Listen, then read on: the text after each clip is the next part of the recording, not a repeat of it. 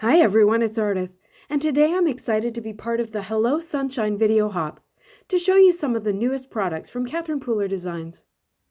I thought it would be fun to use the new Throwing Confetti cover plate to actually make some confetti for a shaker. I started by creating some colored cardstock with Catherine's Premium White Cardstock, Tiki Torch, and Limoncello ink, direct to paper.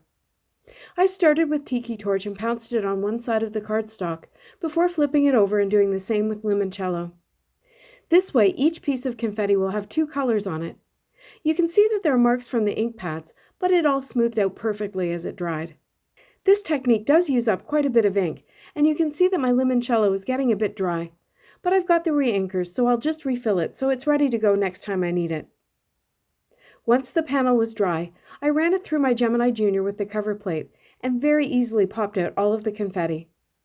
I love the two-toned sunny colors here, but of course you could change colors and get a completely different look. And of course, I have the cover plate die cut that I can use on another card later. Next, I used the new Hello Mini cover plate set to create the opening for my shaker. I used the inner portion and that gave me a Hello die cut that I can use on another project.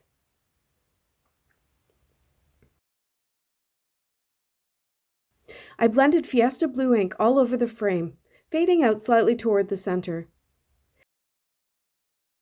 And then I added some richness with suede shoes just around the edges to help to create a glow effect.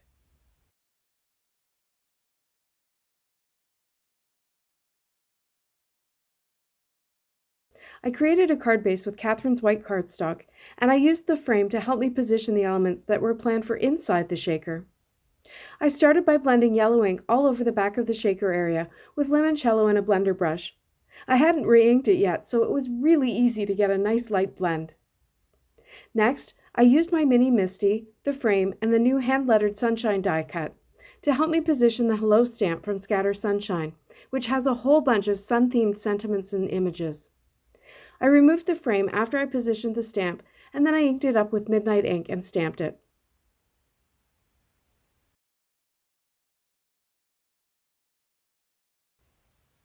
I put the frame back in place to help me position one of the sun rays stamps in the upper right corner before stamping it with Tiki Torch for a subtle effect.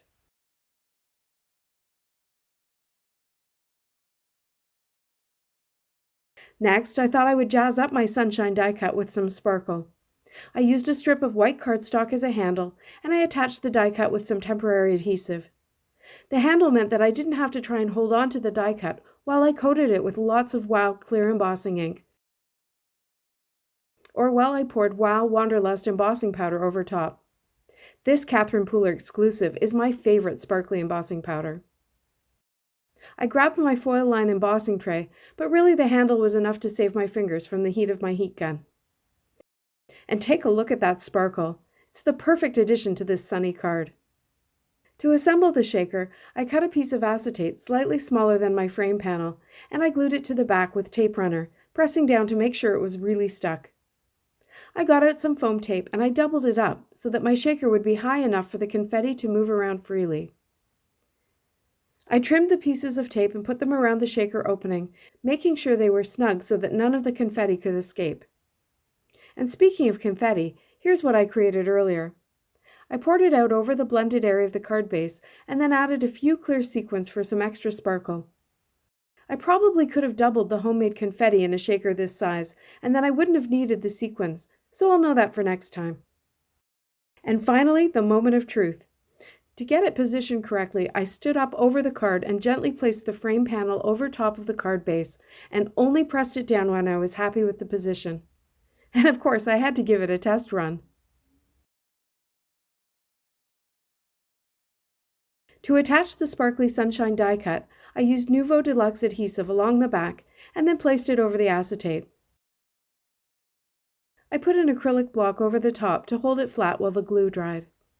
And that's it, a simple shaker card, but with custom colored confetti, vibrant colors, and some sparkle, this has really big impact. Don't forget to comment on all the stops on the video hop for a chance to win. Winners will be announced on Catherine's blog on July 1st, 2019. If you enjoyed this video, please give it a thumbs up below and subscribe to my channel for more inspiration. Product links are below in the description and also on my blog. Thanks so much for watching. See you next time.